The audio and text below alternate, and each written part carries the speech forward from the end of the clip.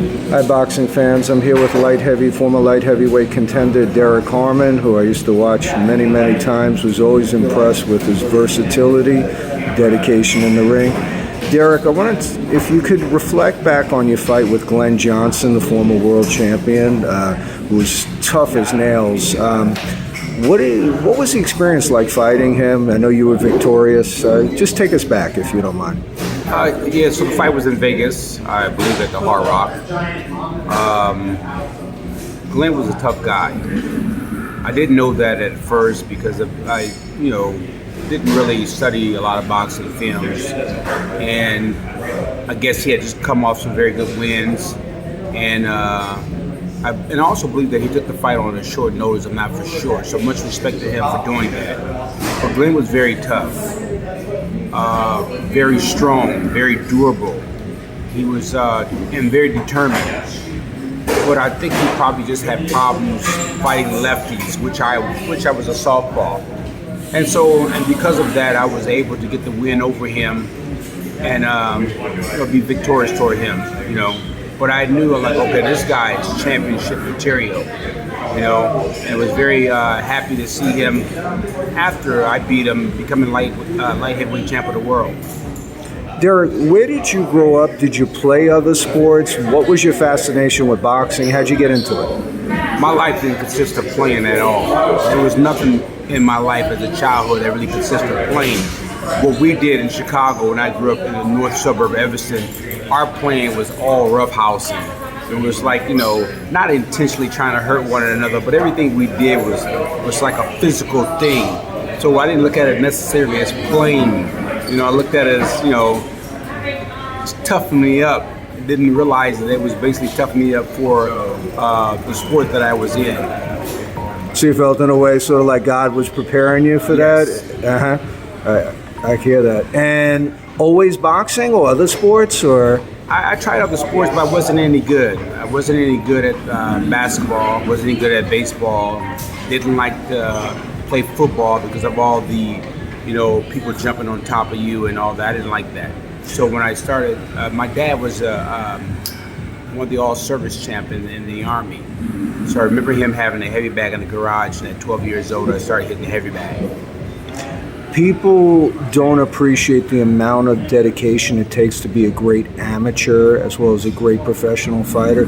Could you describe some of the training techniques that you went through, who your best trainers were, so on and so forth? Well, my first trainer was a guy named Reggie Thompson, who was the bodyguard from Muhammad Ali. My second trainer was Henry Sims, and then I came to Vegas from Chicago, and I used to work with Dale Torrance, Eddie Futch. But my memorable trainers were Don House, Kenny Adams, who trained the 1988 Olympic team, Steve Rowlands. So those were some of the trainers that I had that took me to the next level of boxing. For me, Eddie Futch was just so poised in the corner all the time. I would just be amazed. You watch him on TV and he's giving instructions so purposefully and clearly. What did you learn from him?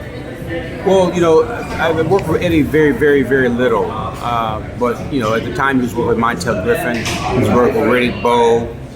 And so I can't really remember, but I know, he gave me some instructions and different things to help me out further in my career. Who, in your opinion, was the most underrated fighter you either fought or saw, and who do you feel was more hyped up by the media than actual substance? I really can't say. I think all the guys that I fought really wasn't hyped up. Today I look at the guys that are fighting today, I'm like, oh my gosh, they're so soft, and they want to pick who they want to fight, and they want to fight this person, they want to fight that person. We didn't have that. When I was fighting, they called and said, here's your date, and this is who you're fighting. And that's what you did.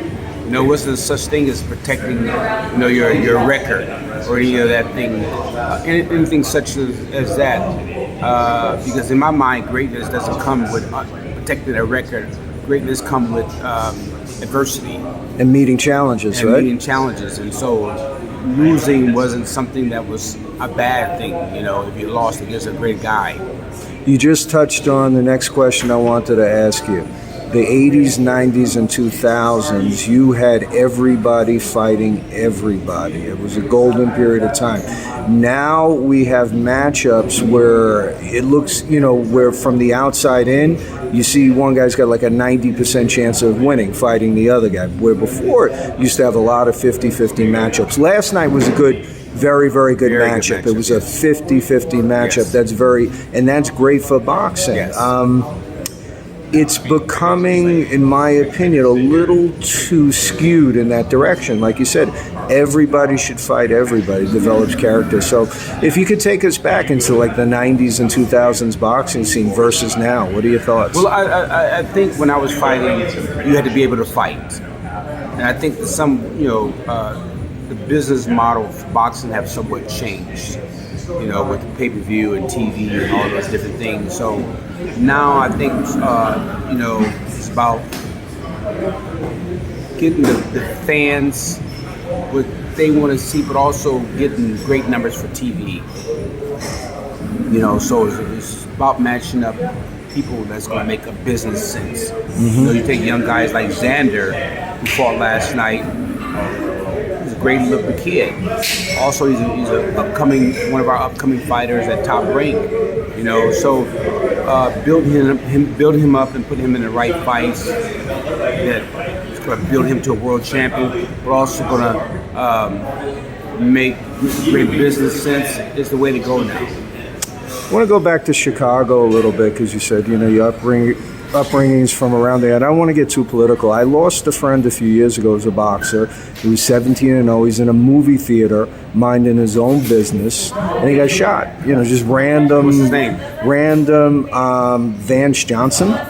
Vance Johnson? Yeah, I don't know if you heard of him at all. I don't know if I heard of him. Okay. And his friend Adrian Granados. I don't know if you know. Okay. Anyway,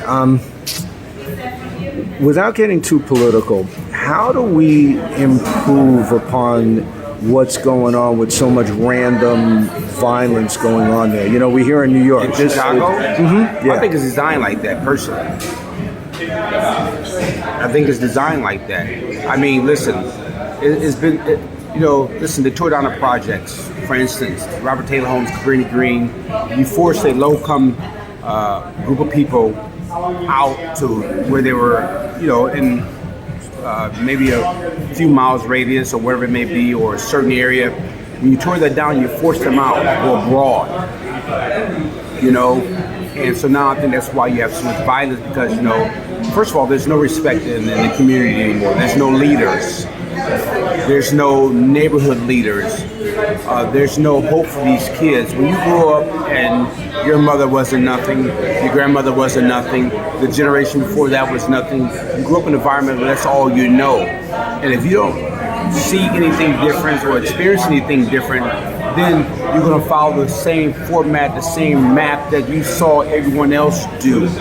And that's how it is, And so there's no jobs, there's no hope for these kids. They turn to violence, they turn to frustration, and that's just how it is. But I think it's designed like that, though. I agree with you 1,000%. I think it's designed like that. It's been proven that you take a kid in a low-income area and you stick him in a middle-class area, he sees something different, he experiences something different, he hears something different, so he becomes different. You get the opportunity and you run with it. So these kids need an opportunity. They also need leaders. They also need to be taught value. They don't value life because they don't have any hope. So it takes, it takes time. It takes a community work. It takes a group of men. It takes a group of women to be able to come in and really make some difference. Very interesting that you say that because in New York, we've had a lot of neighborhoods get gentrified, Bed-Stuy, Bushwick, so on and so forth in Brooklyn, and everybody got pushed into East New York. And very, very similar to what you're saying, and the violence has escalated tremendously. So listen, it's the you same go to Chicago deal. now and you see the Robert Taylor Homes and the Ida B. Wells and all those are high-end condos now. That's prime real estate. So what they did was they forced the low-income area out, or they let the neighborhood, the city or the state, whatever, let that part of town run down to trash, Now you probably got some kind of private developer or some private sector who comes in and buy the property for nothing, right? And now he rebuilds that area, and now you got high-end condos instead of coming in where you have that area and probably enhancing it with the people that are there and showing them and teaching them value and life skills and creating jobs and things of that nature. But hey, that's just my personal opinion from what I saw. I'm not telling you something. When I say opinion, but I'm not telling you something that I heard off of radio. I'm telling you something that I saw, experienced personally, going to different places, living in Chicago. I see the way people think and the way they live and the way they act, and I understood. So when someone says, how come, this group of people over here can't make progress or do any better? They don't know any better. In closing, what advice would you give to up-and-coming young fighters based on your experience? Okay, so now you have what I just said, but when you see someone that has been able to come out the projects or come from a low-income area, it tells you that it can be done. It's not that it can't be done. It can be done. It just takes sometimes different circumstances or special circumstances to give a person opportunity to see that they can do better. But to be successful in anything, you need commitment, number one. You need discipline, number two, and consistency. That's success in anything you got to be committed to. Success doesn't go on sale. It costs what it costs. And people are not willing to be committed to something. They're not willing to sacrifice. They're not willing to put the discipline in or the time really to be successful in life. And that's what it really boils down to. I agree with you. You got to want it. 100%. You got to want it. You got to be committed to it. You got to have discipline. You got to be able to do it back-to-back weeks, back-to-back months, or back-to-back years. That's what it takes. That's what I found out in boxing, what boxing has taught me. It has nothing to do with your color, has nothing to do with your weight, has nothing to do with your background, where you're from, has everything to do with how you believe in yourself and what you think about yourself. Because when they talk about really matters, believing matters.